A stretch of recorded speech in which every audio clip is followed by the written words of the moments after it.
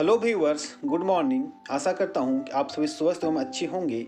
आज हम लोग क्लास 10 की एक चैप्टर सोर्सेस ऑफ एनर्जी अर्थात ऊर्जा के स्रोत के बारे में अध्ययन करेंगे।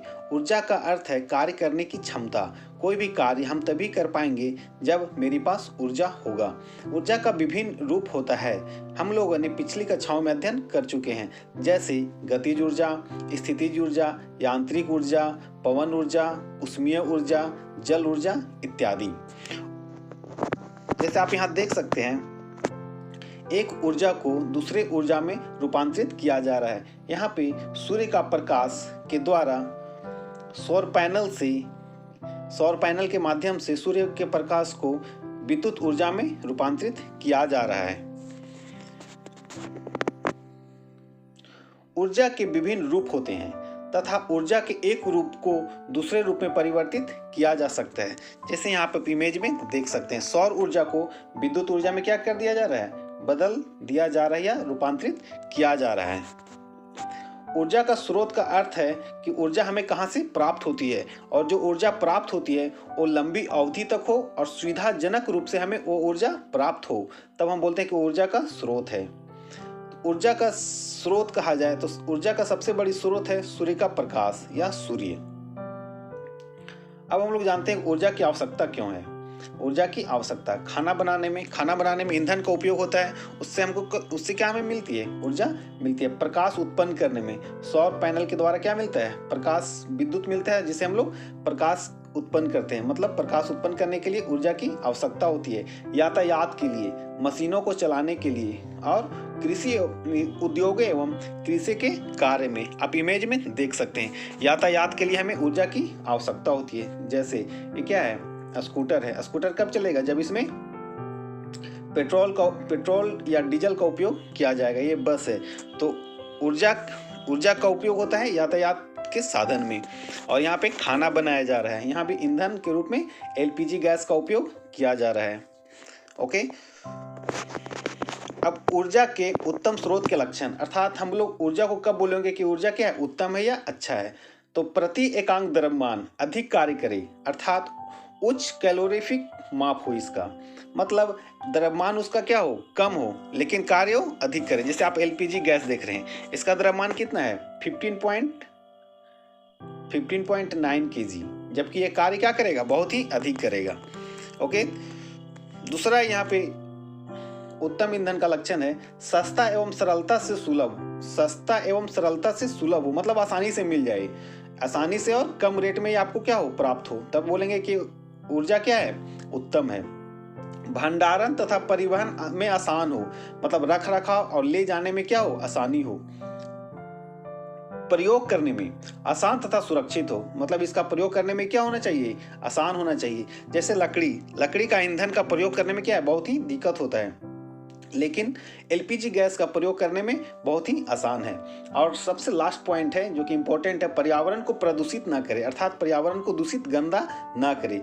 जैसे लकड़ी को आप जलाएंगे तो क्या होगा, पर्यावरण प्रदूषित होगा, लेकिन एलपीजी गैस को अगर हम उपयोग करते हैं तो पर्यावरण प्रदूषित नहीं होता है। तो ये 5 पॉइंट क्या है, बहुत ही इंपॉर्टेंट है। ऊर्जा के उत्तम स्रोत के ये क्या है, लक्षण है, जो कि एलपीजी गैस ईंधन के रूप में मुख्य रूप से काम आता है। अब नेक्स्ट पॉइंट है ईंधन। ईंधन किसे कहते हैं, तो वह पदार्थ जो जलाने पर ऊष्मा तथा प्रकाश देता हो, क्या है, ईंधन। जैसे लकड़ी हो गया, एलपीजी गैस हो गया, कोयला हो गया, ये सब क्या है, ईंधन है। पेट्रोल, डीजल, ये सब क्या है, ईंधन है। तो यहाँ भी उत्तम ईंधन का क्या गुण होने चाहिए, या अच्छे ईंधन का क्या गुण होनी चाहिए, तो उच्च कैलोरीफिक वैल्यू होना चाहिए, अर्थात कम द्रव्यमान में अधिक मात्रा का उपयोग हो, अधिक इससे ऊष्मा प्राप्त हो। सेकेंड पॉइंट है अधिक धुआं या हानि कारक गैस उत्पन्न न करे, मतलब ये धुआं भी उत्पन्न कम करे और गैस भी उत्पन्न बहुत ही कम करे या ना के बराबर करे। मध्यम ज्वलन ताप होना चाहिए। ज्वलन ताप का मतलब है वह न्यूनतम तापमान या वह न्यूनतम ताप जिस पर कोई भी वस्तु या कोई भी ईंधन में आग पकड़ लेता हो। तो अगर उच्च ज्वलन ताप है तो उसमें तुरंत आग लग जाएगा। जैसे हाइड्रोजन गैस में क्या होता है, तुरंत ही आग लग जाएगा, तो फिर खाना बनाने में दिक्कत होगा। और अगर निम्न ज्वलन ताप है तो उसमें आग लगेगा ही नहीं, तो दिक्कत हो जाएगा। इसलिए मध्यम ज्वलन ताप होना चाहिए। जैसे यहाँ पे खाना बनाया जा रहा है, यहाँ पे क्या है, इसका ताप मध्यम है। इसलिए यहाँ पे खाना आसानी से बन जाएगा। इसका चौथा पॉइंट, सस्ता व आसानी से उपलब्ध हो। अगर ईंधन सस्ता व आसानी से उपलब्ध होता है तो क्या है, अच्छा ईंधन का गुण है। और आसानी से जले, आसानी का मतलब कोई जलाने में दिक्कत न हो। भंडारण व परिवहन में आसान हो। भंडारण मतलब रख रखाव, और परिवहन का मतलब एक जगह से दूसरे स्थान पर ले जाने में क्या हो, आसान हो। तो ये कहलाएगा अच्छे ईंधन का विशेषता या गुण या लक्षण। अब हम लोग जानते हैं ऊर्जा के स्रोत। तो ऊर्जा के यहाँ पे दो स्रोत हैं, पहला अनवीकरणीय ऊर्जा के स्रोत और दूसरा नवीकरणीय ऊर्जा के स्रोत। अनवीकरणीय ऊर्जा का स्रोत का अर्थ है कि वे स्रोत जो किसी न किसी दिन समाप्त हो जाएंगे और एक बार समाप्त हो जाने पे दोबारा उसे प्राप्त करने में बहुत ही कठिनाई होगी या प्राप्त नहीं हो पाएगी। जैसे जीवाश्म ईंधन में कोयला और पेट्रोलियम। कोयला अगर खत्म हो जाता है तो फिर इसे प्राप्त करना बहुत ही मुश्किल है, न के बराबर, क्योंकि कोयला को बनने में करोड़ों लाखों करोड़ों वर्ष लग जाता है। तो क्या हो जाएगा, अनवीकरणीय ऊर्जा के स्रोत। और नवीकरणीय ऊर्जा के स्रोत का मतलब ऊर्जा के वे स्रोत हैं जिनका पुनर्जनन हो सकता है, मतलब एक बार समाप्त हो जाए तो पुनः उसे प्राप्त किया जा सकता है। ये लंबे समय तक समाप्त नहीं हो सकते। जैसे पवन ऊर्जा, पवन ऊर्जा कभी खत्म नहीं हो सकता है। पवन ऊर्जा तभी खत्म हो सकता है जब सूर्य अर्थात सूर्य का प्रकाश खत्म हो सकता है। या जल ऊर्जा तभी खत्म हो सकता है जब सूर्य का प्रकाश समाप्त हो जाए, जो कि अभी संभव नहीं है। अर्थात ये सब क्या है, नवीकरणीय ऊर्जा के स्रोत या नवीकरणीय स्रोत। ओके, जैसे आप देख सकते हैं कोयला है, ये क्या है, ऊर्जा के अनवीकरणीय स्रोत, क्योंकि कोयला अगर समाप्त हो जाता है तो इसे पुनः प्राप्त करने में बहुत ही समय लग जाएगा। और ये आपका पवन ऊर्जा है जो कि ये समाप्त नहीं हो सकता है, क्योंकि एक तभी समाप्त हो सकता है जब सूर्य का प्रकाश समाप्त हो जाएगा। आप यहाँ देख सकते हैं ये जल ऊर्जा है, यहाँ पे बांध बनाया गया है। इस जल में यहाँ कौन सा ऊर्जा है, तो स्थितिज ऊर्जा है। इस ऊर्जा को उपयोग करके विद्युत बनाई जाती है, जो कि हम लोग आगे देखेंगे। अब एक और जानते हैं ऊर्जा के स्रोत। यहाँ पे इसका भी दो प्रकार है, एक पारंपरिक स्रोत, एक होता है गैर पारंपरिक स्रोत या वैकल्पिक स्रोत। पारंपरिक का मतलब परंपरा से चलते आ रहा है, मतलब सदियों से ये चलते आ रहा है। जैसे जीवाश्म ईंधन से जो कोयला पेट्रोलियम से खाना बनाया जाता है वो बहुत ही पहले से चलता आ रहा है। तापीय विद्युत षड्यंत्र, इसके बारे में भी अध्ययन करेंगे हम लोग। जल विद्युत षड्यंत्र, जैव मात्रा या बायोगैस या पवन ऊर्जा, ये सब क्या है, पारंपरिक ऊर्जा का स्रोत है। ये सब क्या है, तो गैर पारंपरिक ऊर्जा का स्रोत है। जैसे सौर ऊर्जा के अंतर्गत हम लोग देखेंगे सौर कुकर, सौर पैनल, समुद्रों से ऊर्जा में ज्वारीय ऊर्जा, तरंग ऊर्जा और महासागरीय ऊर्जा, और भू तापीय ऊर्जा और नाभिकीय ऊर्जा। ये सब के बारे में हम लोग एक एक पॉइंट का अध्ययन करेंगे।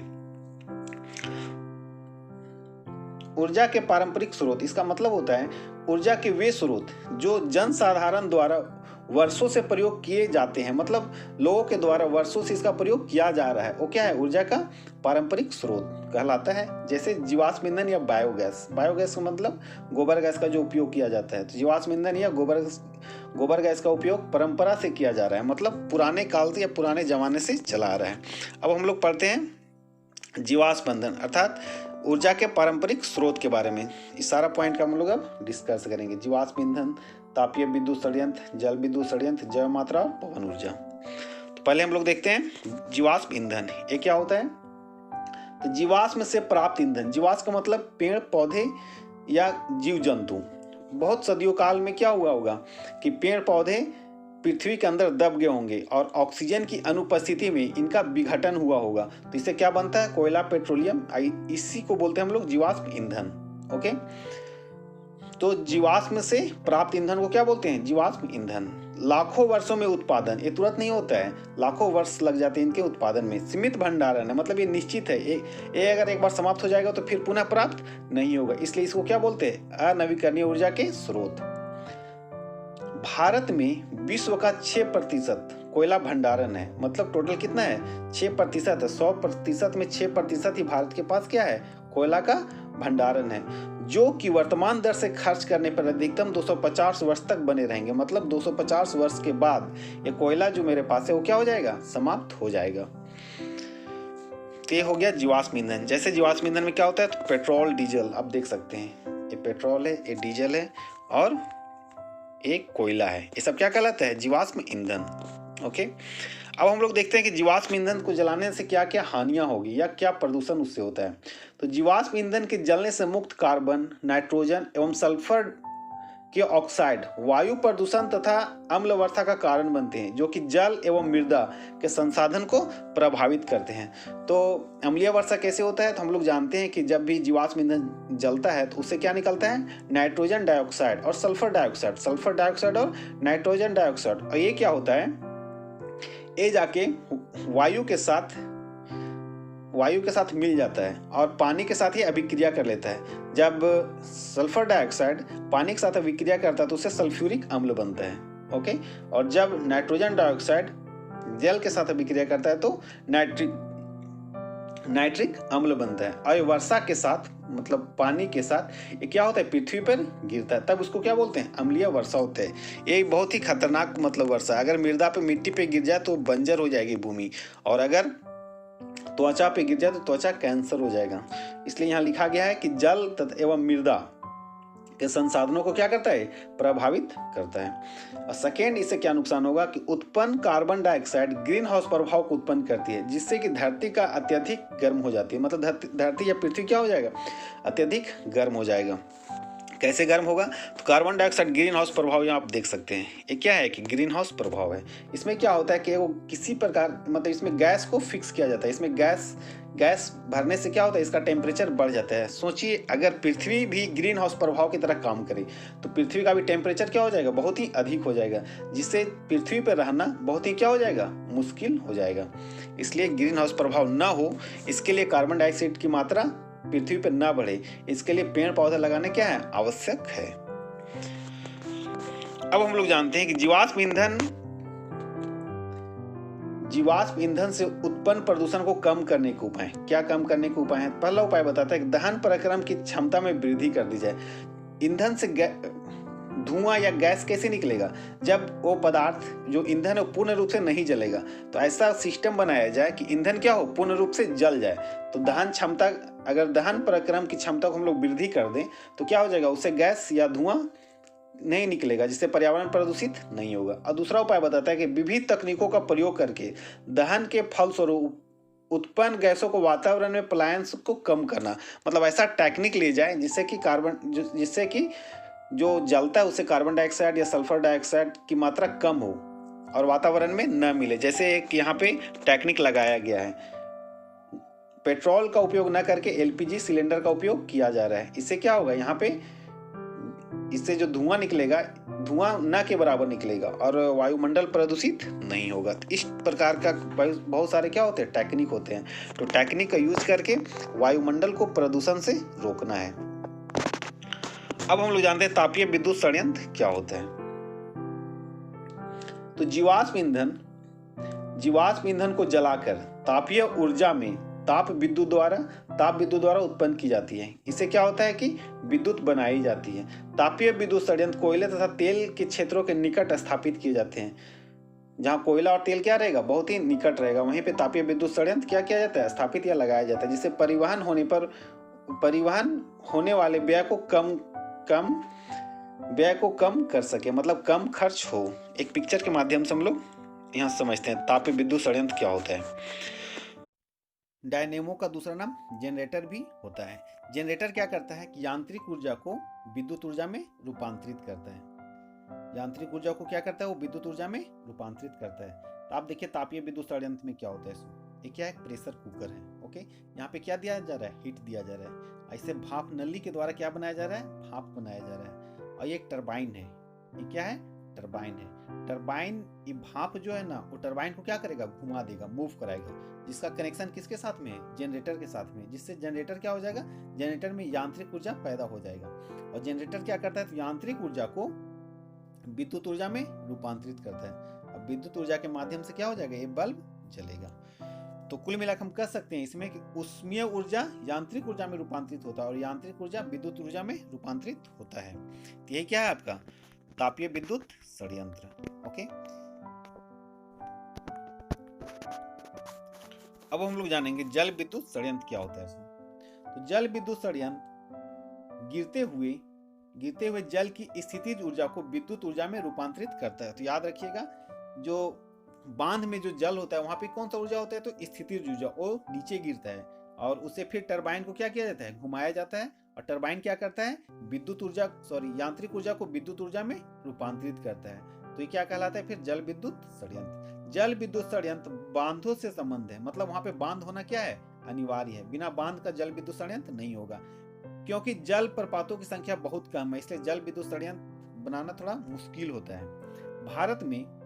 भारत में ऊर्जा की मांग का 25% की पूर्ति जल विद्युत षड्यंत्र से की जाती है। मतलब विद्युत यहाँ पे 25% जल विद्युत षड्यंत्र के द्वारा बनाया जाता है। इस पिक्चर के माध्यम से हम लोग देख सकते हैं। ये क्या है, जलाशय है, मतलब यहीं पे क्या है, बांध बनाया गया है। क्या होगा, यहाँ से जलाशय से पानी आएगा एक वेग के साथ में, स्पीड में, और यहाँ क्या करेगा, आप देख सकते हैं यहाँ पे क्या है, टरबाइन है। अभी टरबाइन क्या करेगा, पानी का स्पीड जो धारा आएगा वो यहाँ पे इसको घुमाएगा। और ये किससे कनेक्शन है, पावर हाउस अर्थात जनित्र से। और हम लोग जानते हैं कि जनित्र क्या करता है, यांत्रिक ऊर्जा को विद्युत ऊर्जा में रूपांतरित करता है। इससे क्या होगा, बल्ब जलेगा। जो भी आप विद्युत, या मतलब विद्युत क्या हो गया यहाँ पे, उत्पन्न हो गया। अब इस विद्युत के माध्यम से जिस प्रकार का काम का उपयोग किया जाए, अब इससे क्या लाभ होगा। तो पहला लाभ बताता है कि पर्यावरण को कोई हानि नहीं होगा, मतलब पर्यावरण को कोई नुकसान नहीं है। जल विद्युत षड्यंत्र ऊर्जा एक नवीकरणीय ऊर्जा का स्रोत है। कौन, जल विद्युत। मतलब ये एक बार समाप्त हो जाएगा तो पुनः इसे उपयोग किया जा सकता है, ये पुनः फिर काम करेगा।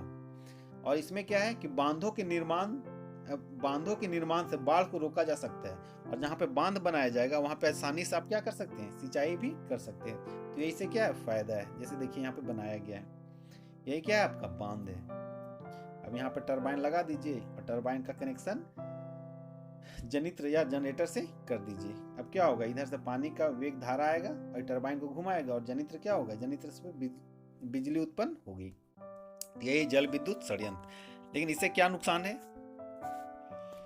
इससे नुकसान है कि बांधों के निर्माण से कृषि योग्य भूमि, जो कृषि होता है, खेती बाड़ी होता है, वो क्या हो जाएगा, डूब जाएगा। वहां पे कृषि नहीं हो पाएगा। मानव आवास डूबने के कारण नष्ट हो जाएंगे। अगर आसपास का मानव का आवास है वो भी क्या हो जाएगा, वहां पे डूब जाएगा। इस प्रकार हम कह सकते हैं कि वहां का पारिस्थितिक तंत्र नष्ट हो जाएगा, अर्थात पारितंत्र क्या हो जाएगा, नष्ट हो जाएगा। क्योंकि पारितंत्र जैविक और अजैविक घटक से बनता है। तो जैविक घटक का भी नुकसान हो रहा है और अजैविक घटक का भी क्या हो रहा है, वहां पे नुकसान हो रहा है। तो हम लोग कह सकते हैं कि पारिस्थितिक तंत्र भी क्या हो जाएगा, नष्ट हो जाएगा। और अगर आसपास के पेड़ पौधा है तो वो क्या हो जाएगा, पानी में डूब जाएंगे। और पानी में जब डूबेंगे तो कौन सा गैस उत्पन्न होगा, मीथेन गैस। सड़ने से मीथेन गैस उत्पन्न होगा, जो कि ग्रीन हाउस प्रभाव का है। वहां का टेम्परेचर फिर क्या हो जाएगा, हाई हो जाएगा, मतलब कि वहां का तापमान अधिक हो जाएगा। तो ये सब क्या है, यहाँ पे नुकसान है। और लास्ट पॉइंट लिखता है कि विस्थापित लोगों को संतोषजनक पुनर्वास की समस्या होगी। मतलब वहाँ आसपास के जो लोग रहेंगे उनको अगर दूसरे जगह पे जमीन दिया जाएगा तो उन्हें कम रेट में दिया जाएगा या फिर अच्छा आवास नहीं मिल पाएगा। इसलिए उन लोगों को भी क्या है, विस्थापित का मतलब वहाँ जिनका घर था उन लोगों को दिक्कत होगा, उन लोगों का पुनर्वास की क्या होगा, समस्या होगा। अब हम लोग जानते हैं कि बायोगैस क्या होता है। गोबर फसलों के काटने के पश्चात अपशिष्ट, मतलब जो फसल कट गया उसके बाद जो सामान बचा हुआ है, जो अपशिष्ट है, सब्जियों के अपशिष्ट अर्थात सब्जियों के छिलके तथा वाहित मल, मतलब लाइट्रिंग जिसको बोलते हैं, वाहित मल जब ऑक्सीजन की अनुपस्थिति, मतलब ऑक्सीजन वहां पे नहीं होगा, अनुपस्थिति में अपघटित होता है तो बायोगैस का क्या होता है, निर्माण होता है। अपघटन के फलस्वरूप क्या कौन सा गैस बनता है, तो मीथेन, कार्बन डाइऑक्साइड, हाइड्रोजन तथा हाइड्रोजन सल्फाइड जैसे गैसें उत्पन्न होती है। जैव गैस को संपतचित्र के ऊपर बनी टंकी में संचित किया जाता है, अर्थात जमा किया जाता है। गैस वहां पे क्या की, मतलब एक बायोगैस बना दिया, उसमें क्या क्या मिला दिया गया, गोबर, फसल काटने के पश्चात जो अपशिष्ट बचा सो सब्जियों के अपशिष्ट या वाहित मल को मिला दिया गया एक टंकी में, और ऑक्सीजन की अनुपस्थिति में उसको क्या किया गया, अपघटित किया गया। उससे क्या बना, बायोगैस का निर्माण हुआ। और उस गैस को क्या करते हैं, एक पाइप के द्वारा निकाला जाता है बाहर। आप पिक्चर में आप देख सकते हैं, जैसे देखिए यहाँ पे बनाया गया है क्या, बायोगैस। ये क्या है, टंकी है आपका।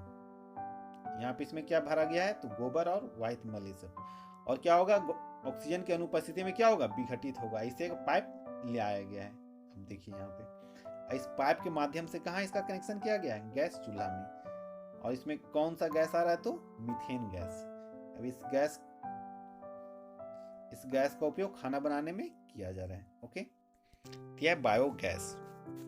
अब बायोगैस से क्या फायदा है या क्या लाभ है, तो हम लोग देखते हैं। जैव गैस एक उत्तम ईंधन है क्योंकि इसमें 75% तक क्या होती है, मेथेन गैस होती है। तो याद रखिएगा बायोगैस में कितना मेथेन होता है, तो 75%। मेथेन का फॉर्मूला CH4। ओके, इसमें क्या धुआं निकलता है, तो नहीं, धुआं उत्पन्न किए बिना जलती है, इसमें धुआं नहीं निकलता है, इससे पर्यावरण प्रदूषित नहीं होगा। जलने के पश्चात कोयला तथा लकड़ी के भांति राख जैसा अपशिष्ट पदार्थ नहीं बचता है। क्या होता है, लकड़ी जलता है तो उससे क्या बनता है, राख बनता है, जो कि वायुमंडल को प्रदूषित करता है।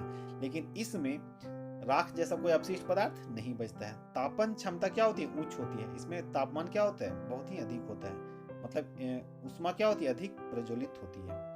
बायोगैस का प्रयोग प्रकाश के स्रोत में भी किया जा सकता है। इसका उपयोग लाइट में भी किया जा सकता है, मतलब कि प्रकाश के रूप में किया जा सकता है। षड्यंत्र में शेष बची सैलरी में नाइट्रोजन तथा फास्फोरस मात्रा क्या होता है, अधिक होता है। नाइट्रोजन और फास्फोरस की मात्रा क्या होता है, इस गोबर गैस में जो गैस बन गया और गैस का उपयोग कर गया, तो जो अपशिष्ट पदार्थ बचा इस गैस सिलेंडर में या ये गैस टंकी में, उसका उपयोग फिर आप खाद के रूप में कर सकते हैं, क्योंकि अधिक मात्रा में इसमें नाइट्रोजन और फास्फोरस होता है, जो कि उत्तम खाद के रूप में काम आती है। अपशिष्ट पदार्थों के निपटारे का सुरक्षित उपाय भी है, मतलब अपशिष्ट पदार्थ वायुमंडल में फेंकने से अच्छा है कि उसको बायोगैस बना दिया जाए। तो ये सब क्या है, यहाँ पे लाभ है। तो प्राचीन काल मतलब पहले इस टाइप का बायोगैस बनाया जाता है था। ओके, अब हम लोग जानते हैं पवन ऊर्जा। पवन मतलब गतिशील हवा को क्या बोलते हैं, पवन। पवन कैसे उत्पन्न होता है, पवन का निर्माण कैसे होता है, तो सूर्य विकिरण द्वारा भूखंडों तथा जलाशयों, मतलब पृथ्वी और जल के असमान गर्म होने के कारण क्या होता है, वायु में गति उत्पन्न होती है। पवनों का क्या होता है, प्रवाह होता है। मतलब कहीं कहीं क्या है, जलाशय का पानी क्या है, गर्म हो जाता है, भूखंड कहीं गर्म हो जाता है, तो जलाशय और भूखंड में असमान गर्म होता है, जिसके कारण क्या होता है, हवा उत्पन्न होता है। सपोज कीजिए यहाँ पे क्या है, गर्म हवा है और यहाँ पे ठंडा हवा है, जलाशय है, तो गर्म हवा ऊपर जाएगा और यहाँ पे जलाशय का हवा इधर चलाएगा, तो हवा यहाँ से यहाँ आया कि नहीं, इसी को बोलते हैं पवन। ओके, तो ये भी क्यों होता है, सूर्य के कारण। मतलब पवन ऊर्जा उत्पन्न होने का मुख्य कारण क्या है, तो सूर्य। पवनों की गतिज ऊर्जा का उपयोग पवन चक्कियों द्वारा निम्न कार्यों के द्वारा किया जाता है। जल को कुआं से खींचने में किसका उपयोग किया जाता है, तो जल को उपयोग किया जाता है कुआं से खींचने में, जो कि प्राचीन काल में होता था। अनाज चक्कियों को चलाने में तीसरा इंपॉर्टेंट है, इसी का उपयोग हमें पढ़ना है। टरबाइन को घुमाने में, जिससे जनित्र द्वारा विद्युत उत्पन्न किया जा सके, तो ये होता है पवन ऊर्जा का। अब देखते हैं यहाँ पे कैसे होता है। परंतु एक पवन चक्की में बहुत कम उत्पादन होता है, इसलिए बहुत सारे पवन चक्कियों को एक साथ स्थापित किया जाता है, क्योंकि एक पवन चक्की से ऊर्जा क्या होगा, विद्युत ऊर्जा बहुत ही कम उत्पन्न होगा। इसलिए इसमें क्या होता है कि बहुत सारे पवन चक्कियों को एक साथ में जोड़ दिया जाता है, और उसे क्या बोलते हैं, फार्म कहलाता है। पवन ऊर्जा फार्म कहलाएगा। ओके, इसमें कैसे होगा, तो आप देख सकते हैं यहाँ पे क्या, एक टरबाइन है। ओके, और यहाँ पे क्या, इसी में एगो कनेक्शन क्या है, इलेक्ट्रिक जनरेटर। अब जानते हैं जनरेटर का काम क्या है, तो यांत्रिक ऊर्जा को विद्युत ऊर्जा में रूपांतरित करता है। तो क्या होगा, यहाँ पे टरबाइन ये मूव करेगा, घूमेगा, किससे, वायु जब गतिशील होगी तो, अर्थात पवन से। और ये टरबाइन जब घूमेगा तो इससे क्या होगा, ये कनेक्शन किसके साथ में, इलेक्ट्रिक जनरेटर अर्थात डायनेमो। और डायनेमो क्या करता है, तो यांत्रिक ऊर्जा को विद्युत ऊर्जा में रूपांतरित करता है। ये पोल है, आप देख सकते यही है क्या, पवन ऊर्जा फार्म। बहुत सारे यहाँ क्या लगे रहे, पवन ऊर्जा लगे रहेंगे। अब इससे लाभ क्या है, तो पवन ऊर्जा के क्या लाभ है, तो पर्यावरण हितैषी है, मतलब पर्यावरण को कोई नुकसान नहीं होगा। एक क्या है, तो नवीकरणीय ऊर्जा का स्रोत है, क्योंकि हम लोग जान चुके हैं कि सूर्य से प्राप्त होने वाला जो भी ऊर्जा होता है वो नवीकरणीय ऊर्जा का स्रोत होता है, क्योंकि सूर्य जब समाप्त होगा तब ही पवन समाप्त होने की संभावना है।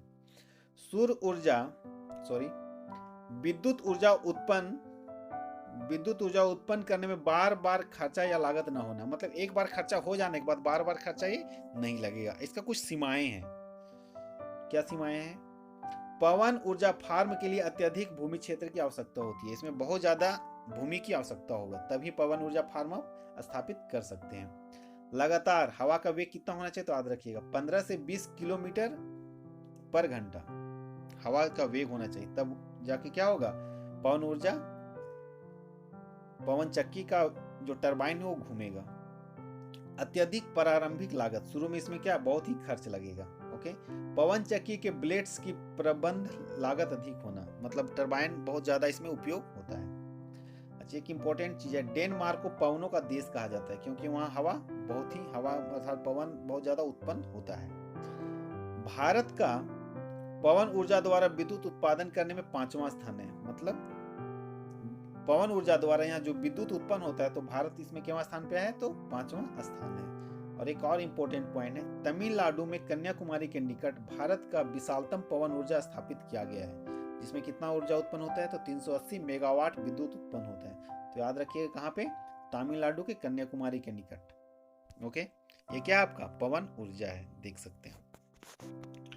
अब जानते हैं हम लोग कि गैर परंपरागत ऊर्जा का स्रोत या वैकल्पिक स्रोत, वो सब क्या था, परंपरागत ऊर्जा का स्रोत था, मतलब प्राचीन काल से चलते आ रहा था। अब हम लोग जानेंगे आधुनिक काल में क्या हो रहा है। तो प्रौद्योगिकी में उन्नति के साथ ही ऊर्जा की मांग दिन प्रतिदिन क्या हो रहा है, बढ़ रहा है।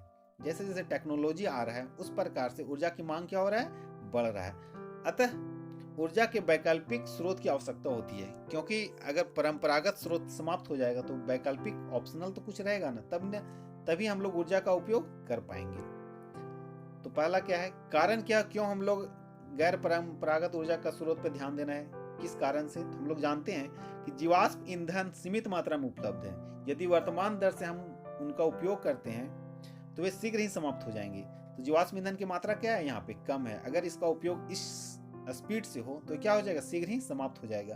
तो गैर परंपरागत ऊर्जा का स्रोत पर हम लोग को क्या देना पड़ेगा, ध्यान देना होगा। जीवाश्म ईंधनों पर निर्भरता को कम करने हेतु, जिससे वे लंबे समय तक चले, इसलिए भी हम लोग गैर परंपरागत ऊर्जा के स्रोत पे ध्यान देना होगा, क्योंकि आने वाले जो पीढ़ी होगा वो भी तो देख सके कि जीवाश्म ईंधन कैसा होता है। कब देख पाएंगे, जब वो लंबा समय तक चलेगा। सबसे इंपॉर्टेंट बात क्या है, यहाँ के पर्यावरण को बचाने व पर्यावरण प्रदूषण दर को कम करने हेतु हमें ऊर्जा के गैर परंपरागत स्रोत के बारे में अध्ययन करना पड़ेगा। तो उसमें कौन सा पहला पॉइंट है, सौर ऊर्जा युक्तियां। पहला सौर कुकर या सौर जल तापक, ये दोनों एक ही है। सौर ऊर्जा को उष्मा ऊर्जा के रूप में एकत्रित करके इसका क्या करते हैं, उपयोग किया जाता है। दूसरा क्या है, सौर सेल। सौर ऊर्जा को किस में बदला जाता है, तो विद्युत ऊर्जा में रूपांतरित किया जाता है, जो आप आसपास घर में देखे होंगे, सौर पैनल जो होता है ना, वही है इसमें सौर सेल। अब जानते हैं हम लोग कि सौर तापक युक्तियां अर्थात सौर कुकर में क्या होता है। तो उसमें क्या देख लीजिए, एक फिगर में ये सौर कुकर है, यही क्या है आपका सौर कुकर है। ये अंदर का भाग क्या होता है, काला से इसको पेंट कर दिया जाता है, इसमें एक दर्पण लगा रहता है और इसको इस टाइप से फोकसित किया जाता है कि सूर्य का प्रकाश इस दर्पण पर रहे और इसका प्रकाश क्या हो, अंदर जाए। इस शीशा को पैक कर दिया जाता है और इससे जो प्रकाश अंदर जाएगा वो बाहर ना आए। इस टाइप से कुकर का यहाँ टेम्परेचर क्या हो जाएगा, अधिक हो जाएगा और इससे जो भी खाना रहेगा इसमें वो पक जाएगा अर्थात बन जाएगा। तो यहाँ हम लोग देखते हैं काला पृष्ठ। हम लोग जानते हैं कि काला पृष्ठ क्या करता है, ऊष्मा को अधिक अवशोषित करता है। हम लोगों ने पिछले कक्षाओं में अध्ययन किया होगा। काला पृष्ठ अधिक ऊष्मा अवशोषित करता है, अतः इन युक्तियों में काले रंग का प्रयोग किया जाता है। जो हम सौर तापक बनाएंगे उसमें काले रंग का उपयोग करेंगे, क्यों, क्योंकि ये क्या करता है, ऊष्मा को अधिक अवशोषित करता है। सूर्य की किरणों फोकसित करने के लिए दर्पणों तथा कांच की शीट का प्रयोग किया जाता है। किसका उपयोग करेंगे, तो दर्पण का और कांच का शीट का, जिससे कि पौधा घर प्रभाव उत्पन्न हो जाए अर्थात यहाँ का टेम्परेचर क्या हो, बढ़ जाए तथा उच्च ताप उत्पन्न हो। ओके, तो एक इंपॉर्टेंट चीज है, अगर हम लोग यहाँ पे समतल दर्पण का उपयोग न करके अवतल दर्पण का उपयोग करें तो अच्छा होगा। बॉक्स रूपी सौर कुकर, उष्मारोधी पदार्थ का बक्सा लेकर आंतरिक धरातल तथा दीवारों पे काला पेंट कर देना है। ओके, बॉक्स को कांच की शीट से क्या करना है, ढक देना। यहाँ जो समतल दर्पण लिखा है यहाँ पे अवतल दर्पण अगर अच्छा रहेगा तो बहुत ही अच्छा है, तो समतल दर्पण की जगह पे अवतल दर्पण का उपयोग किया जाए।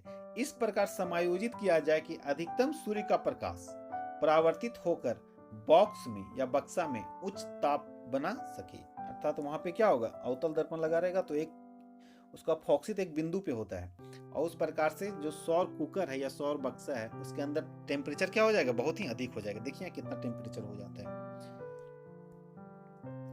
2-3 घंटे में बॉक्स के अंदर का तापमान कितना होता है, तो 100 डिग्री सेल्सियस से 140 डिग्री सेल्सियस। हम सभी जानते हैं कि 100 डिग्री सेल्सियस पर पानी क्या होता है, उबलने लगता है। तो इसमें खाना आसानी से बन जाएगा, 2-3 घंटे में क्या हो जाएगा, खाना बन जाएगा। आप देख चुके हैं ये क्या है आपका सौर कुकर। ओके, अब इससे क्या लाभ होगा, तो कोयला और पेट्रोलियम जैसे जीवाश्म ईंधन का क्या होगा, बचत होगा। मतलब कोयला का उपयोग नहीं है, प्रदूषण इससे फैलेगा न के बराबर फैलेगा, प्रदूषण होगा ही नहीं। खाद्य पदार्थों के पोषक तत्व नष्ट भी नहीं होंगे, क्योंकि ज्यादा समय पकने में लगता है तो खाद्य पदार्थों का पोषक तत्व नष्ट नहीं होता है। और एक से अधिक खाना एक साथ बनाया जा सकता है, अर्थात चावल भी बना सकते हैं, आप दाल भी बना सकते हैं। लेकिन इसमें नुकसान क्या है, हानियां क्या है, तो रात के समय सौर कुकर का उपयोग किया जाएगा नहीं, क्योंकि सौर कुकर का उपयोग किसके द्वारा किया जाता है, सूर्य के प्रकाश के द्वारा। सूर्य का प्रकाश रहेगा तब नहीं सौर कुकर में खाना बनेगा। तो रात के समय सौर कुकर का उपयोग नहीं किया जा सकता है। सेकेंड लिखता है बारिश के समय क्या सौर कुकर का उपयोग होगा, नहीं होगा। जब बारिश होगा तो भी सौर कुकर का उपयोग नहीं किया जा सकता है। सूर्य के प्रकाश का निरंतर समायोजन करना आवश्यक होता है, ताकि यह उसके दर्पण पे सीधा पड़े। अर्थात सूर्य का प्रकाश अगर इधर से आ रहा है तो आपको जो आपका समतल दर्पण है सौर कुकर है उसका इधर से फोकसित होना चाहिए, अगर तब ना यहाँ पे टेम्परेचर उसका हाई होगा। अगर फोकसित आप बार बार चेंज नहीं कीजिएगा, सूर्य के प्रकाश उस पर ना पड़ेगा, तो क्या उसका टेम्परेचर बढ़ेगा, नहीं, तो फिर खाना भी नहीं बन सकता है। तो आपको ध्यान देना पड़ेगा वहां पे कि सूर्य का प्रकाश उस पर फोकसित हो। तलने व बैंकिंग हेतु उपयोग नहीं कर सकते। क्या उसमें रोटी बनाया जा सकता है, नहीं। क्या उसमें चना को तल सकते हैं, तो नहीं, क्योंकि तलने के लिए उसको क्या एक बार फिक्स कर देने के बाद, बॉक्स को बंद कर देने के बाद उसको खोला नहीं जा सकता है, तो तलने वाला काम इसमें नहीं होगा। तो कुछ हानियां भी हैं और कुछ नुकसान भी है। अब हम लोग जानते हैं सौर सेल। ओके, आपने देखा होगा यही क्या है आपका सौर सेल। तो एक को बोलते हैं सौर सेल, अगर बहुत सारा लगा हुआ है तो सौर पैनल। तो ये क्या करता है, सौर सेल क्या करता है, तो सौर सेल सौर ऊर्जा को सीधे विद्युत में रूपांतरित कर देता है। मतलब सौर ऊर्जा से किसमें बना जाएगा, वो विद्युत में चेंज हो जाएगा। अब विद्युत का उपयोग लाइट चलाने में कीजिए या अन्य कार्यों में कीजिए।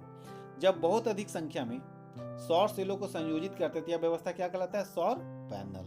ओके, तो आप जान गए होंगे सौर सेल क्या होता है और सौर पैनल क्या होता है। इसमें मुख्य रूप से सिलिकॉन, इस सिलिकॉन धातु और जो सफेद दिखाई दे रहा है क्या है आपका सिल्वर धातु अर्थात चांदी धातु का उपयोग किया जाता है। चांदी धातु का उपयोग क्यों किया जाता है, तो हम लोगों ने पढ़ा था कि चांदी क्या होता है, तो विद्युत का क्या है, सर्वश्रेष्ठ चालक है। अब जानते हैं सौर सेल से लाभ और हानियां क्या है। तो लाभ क्या है, कोई गतिमान पुर्जा नहीं होता है, मतलब कोई मूविंग पार्ट्स इसमें नहीं है। उत्पादन की प्रक्रिया क्या होती है, महंगी होती है, इसलिए हानि है, क्योंकि चांदी क्या होता है, महंगा मिलता है। प्रचलन और रख रखाव की लागत में इसमें रखने में कोई दिक्कत नहीं है, मतलब आसानी से आप रख सकते हैं, ले जाने में भी कोई दिक्कत नहीं है। लेकिन इसमें क्या होता है, नुकसान क्या है कि विशिष्ट श्रेणी के सिलिकॉन की उपलब्धता सीमित है। मतलब सिलिकॉन की मात्रा पृथ्वी पे भारत में ज्यादा नहीं है, सीमित है, इसलिए सिलिकॉन की उपलब्धता क्या है यहाँ पे, सीमित है। बिना किसी फोक्सन युक्ति के काफी संतोषजनक कार्य है। सौर पैनल के परस्पर संयोजित करने में सिल्वर अत्यंत क्या है यहाँ पे, महंगा है। तो यहाँ पे सिल्वर मतलब चांदी धातु क्या है यहाँ पे, बहुत ही महंगा है। सुदूर स्थानों में स्थापित कर पाना, सुदूर का मतलब बहुत जंगली क्षेत्र है या फिर पहाड़ी क्षेत्र है, वहां पे आप सौर पैनल का यूज कर सकते हैं, तो एक फायदेमंद है। और नेक्स्ट फायदा क्या है इससे, तो पर्यावरण हितौषी है, मतलब पर्यावरण के लिए क्या है, लाभदायक है, इससे किसी प्रकार का पोल्यूशन नहीं होगा। अब सौर सेल का उपयोग कहाँ किया जाता है, तो मानव निर्मित, देखिए यहाँ पे मानव निर्मित उपग्रहों में सौर सेल का उपयोग कर सकते हैं। जैसे देखिए यहाँ पे क्या है, ये है आपका उपग्रह, यहाँ पे देखिए सौर सेल लगाया गया इधर और इधर, और ये क्या है, मानव निर्मित उपग्रह। तो सौर सेल का उपयोग कहाँ करेंगे, तो उपग्रह में। दूसरा पॉइंट लिखता है कि रेडियो तथा बेतार संचार यंत्रों, सुदूर क्षेत्रों के टीवी के रिले केंद्रों में सौर पैनल का उपयोग किया जाता है। मतलब टीवी का रिले केंद्र जहाँ पे है, जहाँ टीवी का सिग्नल काम करता है, वहाँ पे भी सौर पैनल का उपयोग किया जा सकता है। और तीसरा इम्पोर्टेंट है कि ट्रैफिक सिग्नलों और परिकलन तंत्र, आजकल आप लोगों ने देखा होगा कि कैलकुलेटर में भी एक सौर सेल लगा होता है, और बहुत सारे खिलौनों में भी सौर सेल का उपयोग किया जाता है। ट्रैफिक सिग्नल में आप देख सकते हैं इमेज में, देखिए यहाँ पे ट्रैफिक सिग्नल है, इसमें सौर सेल का उपयोग किया जा रहा है। ओके, अब हम लोग जानते हैं नेक्स्ट पॉइंट, समुद्र से कौन कौन ऊर्जा होता है। एक ज्वारीय ऊर्जा होता है, एक तरंग ऊर्जा होता है, तीसरा क्या है, महासागरीय तापीय ऊर्जा। तो हम लोग करके इसका क्या करेंगे, अध्ययन करेंगे। ज्वारीय ऊर्जा, तरंग ऊर्जा और महासागरीय ऊर्जा, जो कि कहाँ से प्राप्त होता है, समुद्र से। सब क्या है, तो ऊर्जा का वैकल्पिक स्रोत है। अगर ऊर्जा का परंपरागत स्रोत समाप्त हो जाए तो हम लोग को ऊर्जा प्राप्त करने के लिए ऊर्जा के वैकल्पिक स्रोत पर ही ध्यान देना होगा। तो पहले जानते हैं हम लोग ज्वारीय ऊर्जा। ज्वार किसको बोलते हैं, ज्वार और भाटा किसको बोलते हैं, तो ज्वार भाटे में जल के स्तर के चढ़ने और गिरने को क्या बोलते हैं, ज्वार या भाटा कहते हैं। मतलब जल का स्तर ऊपर चढ़ गया तो ज्वार कहलाएगा, और जल का स्तर अगर नीचे गिर गया तो क्या कहलाएगा, भाटा कहलाएगा। उससे प्राप्त होने वाली ऊर्जा को क्या बोलते हैं, तो ज्वारीय ऊर्जा कहते हैं, या ज्वारीय ऊर्जा प्राप्त होता है। अब ज्वारीय ऊर्जा बनाने के लिए आपको बांध बनाना पड़ेगा। ज्वारीय ऊर्जा का दोहन मतलब अर्थात उसका उपयोग करने में सागर के किसी संकीर्ण क्षेत्र में पर बांध का निर्माण करके किया जा सकता है। कैसे किया जा सकता है, तो आप देख सकते हैं यहाँ पे। फिर उसी टाइप से ज्वार और भाटा एक बांध बना दीजिए। ज्वार में पानी का लहर ऊपर जाएगा और भाटा में नीचे आएगा, और टरबाइन क्या होगा, देख सकते हैं आप यहाँ पे। टरबाइन क्या होगा, जब भी ज्वार और भाटा उत्पन्न होगा तो टरबाइन क्या होगा, यहाँ पे मूव करेगा। बहुत सारे टरबाइन लगाए हुए हैं, और जब टरबाइन मूव करेगा तो हम लोग इसका कनेक्शन किससे किया रहता है, तो जनरेटर अर्थात जनित्र से या डायनेमो से। अब डायनेमो से इसका कनेक्शन किया हुआ है, तो टरबाइन जब घूमेगा तो जनित्र क्या होगा, घूमेगा, और जनित्र जब मूव करेगा तो यांत्रिक ऊर्जा को किस में बदलता है, वो विद्युत ऊर्जा में। उससे क्या होगा, विद्युत उत्पादन होगा। ये है, लेकिन ये उतना कामगर या नहीं काम कर सकता। क्यों नहीं काम कर सकता, देख सकते हैं कि हानियां इसे क्या है कि बांध निर्मित किए जा सकने वाले स्थान क्या है, सीमित है। अब जहाँ समुद्र है, अब झारखंड समुद्र के किनारे तो नहीं है, तो यहाँ पे बिजली कैसे उत्पन्न कर सकते हैं, तो दिक्कत होगा। तो ये कहाँ पे होगा, जहाँ पे समुद्र है या समुद्र किनारे वाले क्षेत्र में। ओके, दूसरा है तरंग ऊर्जा। तरंग ऊर्जा क्या होता है, तो समुद्र तट के निकट विशाल तरंगों की गतिज ऊर्जा का प्रयोग करके विद्युत उत्पन्न की जा सकती है। मतलब समुद्र क्या होगा, समुद्र तट पे बहुत सारा क्या होगा, तरंग आते हैं, वेव आते हैं, तो उससे भी आप क्या कर सकते हैं, विद्युत उत्पादन कर सकते हैं। तो इसमें क्या होता है कि तरंग ऊर्जा का उपयोग करके टरबाइन को क्या कर सकते हैं, हम लोग घुमा सकते हैं। और हम लोग जानते हैं कि टरबाइन जब घूमेगा तो क्या उत्पन्न होगा, विद्युत उत्पन्न होगा। इसे आप देख सकते हैं, देखिए यहाँ पे क्या लगा दिया गया, टरबाइन लगा दिया गया समुद्र में। अब जब लहर आएगा तो टरबाइन क्या होगा, मूव करेगा। लहर अर्थात तरंग आएगा तो ये क्या करेगा, टरबाइन मूव करेगा। अब जब टरबाइन घूमेगा तो क्या होगा, ये किसका कनेक्शन किया रहेगा, जनित्र से। और जनित्र क्या करता है, यांत्रिक ऊर्जा को विद्युत ऊर्जा में रूपांतरित करता है। अब इसे हानियां क्या है, तरंग ऊर्जा का व्यवहारिक उपयोग वहीं संभव है जहां तरंग अत्यंत प्रबल हो, मतलब मजबूत हो, प्रभावशील हो। अब पानी का वेग या पानी का जो तरंग है बहुत एकदम धीमा रहेगा, तो क्या टरबाइन घूम पाएगा, नहीं। जब कब घूम पाएगा, जब पानी का जो तरंग है या समुद्र का तरंग हो क्या होना चाहिए, प्रबल होना चाहिए, तब वहां जाके बिजली उत्पादन होगा। अब हम लोग जानते हैं महासागरीय तापीय ऊर्जा, ये क्या होता है। तो ताप में अंतर का उपयोग, पृष्ठ जल और तथा गहराई के जल में ताप का अंतर। पृष्ठ का जल और गहराई का जल में क्या हो जाएगा, ताप का अंतर रहेगा। पृष्ठ का मतलब ऊपर जल, और गहराई का मतलब नीचे का जल। तो पृष्ठ जो आपका वहां सरफेस है, ऊपर का जल थोड़ा ठंडा रहे, गर्म हो जाएगा, और नीचे का जल क्या रहेगा, ठंडा हो जाएगा। ऐसे क्या होता है, सागरीय तापीय ऊर्जा रूपांतरित विद्युत संयंत्र में ऊर्जा प्राप्त करने के लिए किया जाता है। इससे क्या होता है, पृष्ठ के तप्त जल का उपयोग, यहाँ से इंपॉर्टेंट है, पृष्ठ के तप्त जल का उपयोग अमोनिया को उबालने में किया जाता है। मतलब पृष्ठ का जो तप्त जल है क्या होता है, वो उबलने लगता है, और उबलेगा तो क्या होगा, उससे वाष्प बनेगा। तो द्रवों की वाष्प जनित्र को टरबाइन घुमाकर विद्युत उत्पन्न किया जाता है।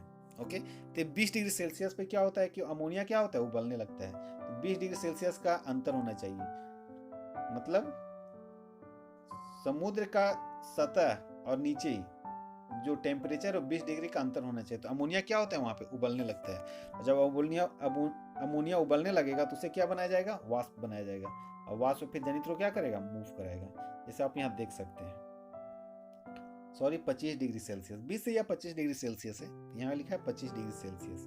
तो देखिए यहाँ पे अमोनिया है, ये यहाँ पे क्या हो रहा है, उबल रहा है पानी, और पानी उबलते यहाँ कहा जा रहा है टरबाइन में क्या होगा, घुमाएगा, और टरबाइन से क्या बनेगा, फिर विद्युत ऊर्जा। तो ये क्या, महासागरीय तापीय ऊर्जा 20 डिग्री सेल्सियस। क्योंकि यहाँ 5 है, यहाँ 25 है, तो 20 डिग्री सेल्सियस का अंतर हुआ ना। तो 20 डिग्री सेल्सियस का अंतर में क्या होता है, अमोनिया उबलने लगता है। ओके, अब इसका हानि क्या है, तो महासागरीय तापीय ऊर्जा का दक्षतापूर्ण व्यवहारिक दोहन अत्यंत ही कठिन है। मतलब इसका उपयोग करना क्या है, बहुत ही मुश्किल है। तो ये क्या है, हानि है इसमें। अब जानते हैं हम लोग भूतापीय ऊर्जा, ये क्या होता है। भू का अर्थ होता है धरती, तापीय का अर्थ होता है उष्मा, अर्थात पृथ्वी कहीं कहीं क्या है, बहुत ही गर्म है। जैसे आप देख सकते हैं इधर आसपास के एरिया में जो आप बलबल क्षेत्र है, बलबल में वहाँ क्या है, पानी क्या होता है, गर्म पानी निकलते रहता है। तो इसी प्रकार वहाँ भी गर्म पानी निकलेगा तो क्या होगा, गर्म पानी से भाप बनाइए, भाप से फिर क्या होगा, टरबाइन मूव करेगा, टरबाइन मूव करेगा तो विद्युत उत्पन्न होगा, तो ये क्या हो जाएगा, भूतापीय ऊर्जा हो जाएगा। पृथ्वी के तप्त स्थानों पर भूगर्भ में उपस्थित ऊष्मीय ऊर्जा को भूतापीय ऊर्जा कहते हैं। मतलब पृथ्वी के किसी किसी भाग में क्या होता है, वहाँ पे गर्म होता है, उससे क्या निकलता है, ऊष्मीय ऊर्जा होता है, उसी को क्या बोलते हैं, भूतापीय ऊर्जा। जब भूमिगत जल तप्त स्थलों के संपर्क में आता है तो भाप उत्पन्न होती है। ठीक, यह भाप चट्टानों के बीच फंस कर इसका दाब क्या होता है, बढ़ जाता है। उच्च दाब पर भाप पाइपों से क्या होता है, निकाला जाता है। फिर वही कहानी है, इसमें भी टरबाइन घूमेगी और विद्युत उत्पन्न होगा। जैसे आप देख सकते हैं यहाँ पे क्या हो रहा है, भाप निकल रहा है इस एरिया में, पाइप के द्वारा भाप को निकाला जा रहा है। अब भाप से फिर देखिए यहाँ पिक्चर में कि क्या हो रहा है, यहाँ पे एक पाइप द्वारा यहाँ टरबाइन घुमाया जाएगा और बहुत सारे यहाँ लगा हुआ है टरबाइन मूव करा के फिर विद्युत उत्पादन किया जाएगा। इससे लाभ क्या है, तो लाभ क्या है, इसके द्वारा विद्युत उत्पादन की लागत अधिक नहीं है। मतलब इसमें विद्युत उत्पादन की लागत कम खर्च में ही क्या हो जाएगा, क्योंकि गर्म पानी मेरा मिल रहा है, भाप हमको फ्री में मिल जा रहा है, सिर्फ पाइप का पैसा लग रहा है। तो इसका उत्पादन क्या है, लागत मतलब कम खर्च में हो रहा है और प्रदूषण नहीं होता है, इसमें कोई प्रदूषण नहीं होता है। हानियां क्या है, तो भूतापीय ऊर्जा सीमित स्थानों पे उपलब्ध है। क्या सभी जगह पृथ्वी गर्म है, नहीं, कम, बहुत ही कम ही स्थान पे क्या है, पृथ्वी गर्म है। तप्त स्थानों की गहराई में पाइप पहुंचाना मुश्किल एवं महंगा होता है। जहाँ पे गर्म है पृथ्वी, वहां पाइप को पहुंचाना क्या होता है, बहुत ही महंगा होता है। तो एक प्रकार का इसमें क्या है, हानि भी है, लाभ भी है।